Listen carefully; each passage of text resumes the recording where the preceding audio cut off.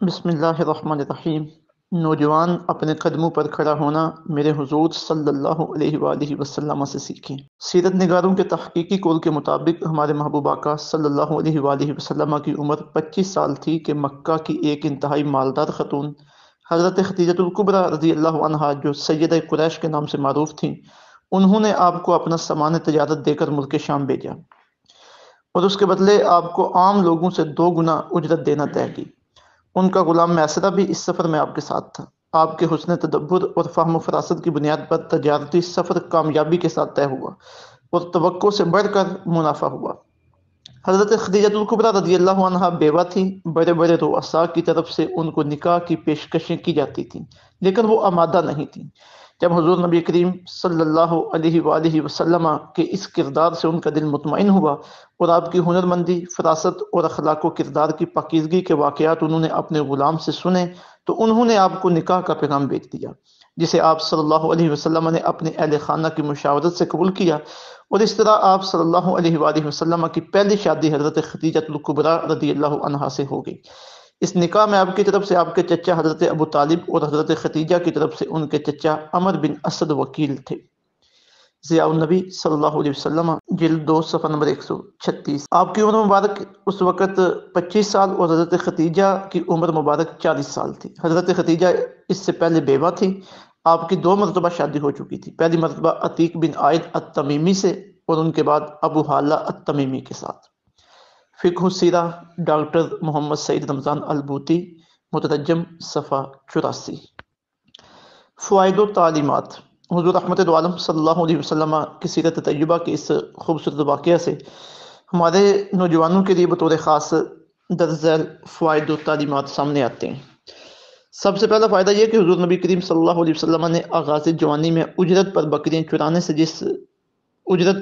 چرانے سے جس معاشی تگ و دو کا آغاز فرمایا تھا، اب وہ تجارت میں بدل چکی تھی اور اس میں اس قدر ترقی ہو چکی تھی کہ فقط 25 سال کی عمر میں آپ مکہ کے دیانتدار اور کامیاب ترین تاجر کے طور پر معروف ہو چکے تھے۔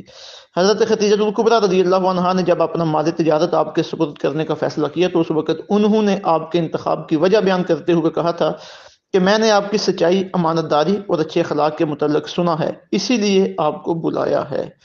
سیرت حلبیہ، جلد 1 صفحہ 193۔ اس سے اندازہ لگایا جا سکتا ہے کہ آپ صلی اللہ علیہ وسلم نے بہت کم عرصے میں اس شعبے میں کتنی بڑی کامیابی حاصل کی کہ مکہ کی بڑی مالدار عورت اپنا مال تجارت آپ کے سپرد کرنے کے لیے تیار ہوگی، اور وہ بھی 2 گنا اجرت پر۔ بلا شبہ یہ شعبے میں آپ کی بہت بڑی کامیابی۔ دوسری بات، اگر انسان کا کردار ستھرا اور اخلاق کریمانہ ہو تو ناممکن کام بھی اس کے حق میں ممکن ہو جاتے ہیں۔ اس وقت مالداری کے اعتبار سے بظاہر کوئی صورتحال نظر نہیں آ رہی تھی کہ آپ کی حضرت خدیجہ جیسی رئیسہ کے ساتھ شادی ہو سکے۔ اسی لیے جب نفیسہ نے آپ کی خدمت میں ان کی طرف سے نکاح کا پیغام پہنچایا تو آپ نے تعجب کے انداز میں فرمایا، میرے لیے یہ کیوں کر ممکن ہے؟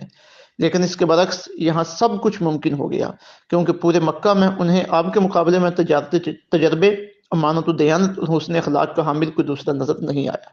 یعنی یہ سب کچھ آپ کی محنت، ہمت، دیانت اور سچائی کی بدولت ہی ممکن ہوا۔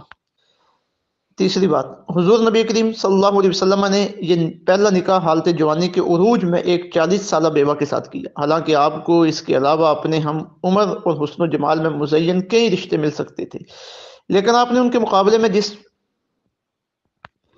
وجہ سے ان کو ترجیح دی وہ ان کی عفت و پاکیزگی اور سیرت و کردار کی بلندی تھی، جس کی بدولت ان کو اس زمانہ جاہلیت میں بھی لوگ الطاہرہ کے لقب سے جانتے تھے۔ ضیاء النبی، جلد 2 صفحہ 140۔ اس سے یہ رہنمائی مل رہی ہے کہ ہمیں بھی اپنے بیٹوں اور بیٹیوں کے رشتے کا انتخاب کرتے وقت فریقین میں عفت و پاکیزگی اور سیرت و کردار کی بلندی کو ترجیحی بنیادوں پر دیکھنا چاہیے۔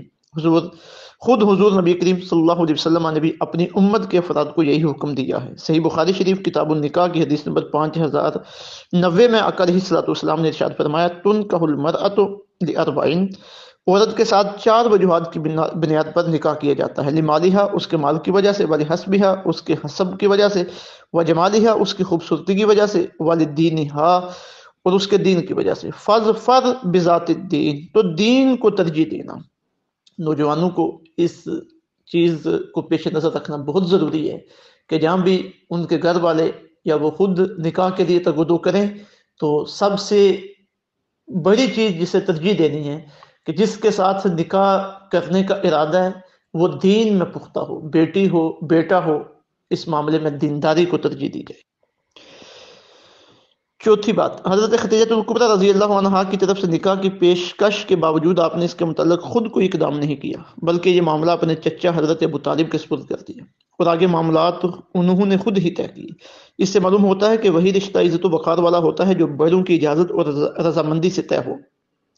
جو لڑکے لڑکیاں اپنے بڑوں سے آگے بڑھ کر اپنی مرضی سے یہ معاملہ طے کر لیتے ہیں، وہ ایک تو خود کو تہمت کے مقام پر کھڑا کر دیتے ہیں اور دوسرا اپنے والدین کے لیے شرمندگی کا سبب بنتے ہیں۔ ان کے اسی طرح کے معاملات کے متعلق ہی حضور نبی کریم صلی اللہ علیہ وسلم نے ارشاد فرمایا تھا کہ لا نکاح الا بولی، سرپرست کی اجازت کے بغیر نکاح نہیں ہوتا۔ ابن ماجہ حدیث نمبر 1880۔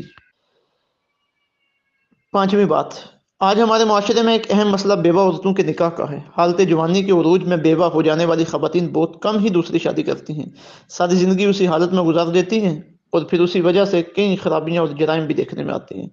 اس میں وہ کم اور ہمارا معاشرہ زیادہ مجرم ہے۔ اس کی وجہ یہ ہے کہ بیوہ کے نکاح کو ہمارے ہاں عیب شمار کیا جاتا ہے اور ایسی خواتین پر طرح طرح کے جملے کسے جاتے ہیں۔ اسلام میں نکاح کے مقاصد میں سے ایک اہم مقصد خواتین کی کفالت ہے۔ اگر نکاح کے ذریعے بیوہ عورت کو کفالت اور اس کی خواہشات کی تکمیل کا سامان مہیا کر دیا جائے تو اس سے بڑھ کر اس کے لیے نعمت اور اللہ تعالیٰ کی کرم نوازی کیا ہو سکتی ہے۔ اسلام اس کام کو روکتا نہیں بلکہ ترجیحی بنیادوں پر اسے اپنے معاشرے میں نافذ کرنا چاہتا ہے تاکہ معاشرے میں فتنہ فساد اور بری رسومات کا خاتمہ ہو سکے۔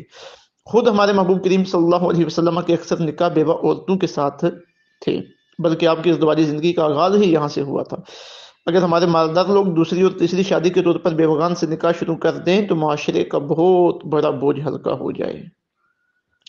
چھٹی بات، مغربی مفکرین نے حضور نبی کریم صلی اللہ علیہ وسلم کے زیادہ شادیوں کے متعلق جو طوفان بدتمیزی بپا کر رکھا ہے اور ان پر ان کی طرف سے جو طرح طرح کے لایعنی اعتراضات آتے ہیں، آپ کی سیرت کا یہ پہلو ان کے جواب کے لیے کافی ہے۔ ہم ان بد نصیبوں کو کہتے ہیں کہ اگر تمہارے بقول یہ شادیاں خواہش نفس کو پورا کرنے کے لیے تھیں تو پھر آپ نے عین حالت شباب میں ایک 40 سالہ بیوہ خاتون کے ساتھ کیوں نکاح کیا اور پھر ان کی زندگی میں تقریباً 10 سالوں تک کوئی دوسرا نکاح بھی نہیں فرمایا، حالانکہ اس وقت عرب میں آپ کے لیے ہم عمر اور خوبصورت ترین رشتوں کی کمی نہ تھی۔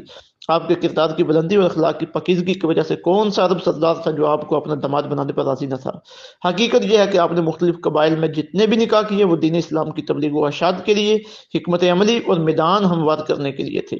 اگر آپ کا متعدد نکاح فرمانا کسی اور مقصد کے لیے ہوتا تو آپ کبھی بھی اس عمر میں اپنے سے 15 سال بڑی بیوہ خاتون کے ساتھ نکاح نہ فرماتے۔ تمہارے ناپاک دماغوں میں حضرت سید المرسلین سید الطاہرین امام الطیبین صلی اللہ علیہ وآلہ وسلم کی پاکیزگی کا تصور کیوں کرا سکتا ہے؟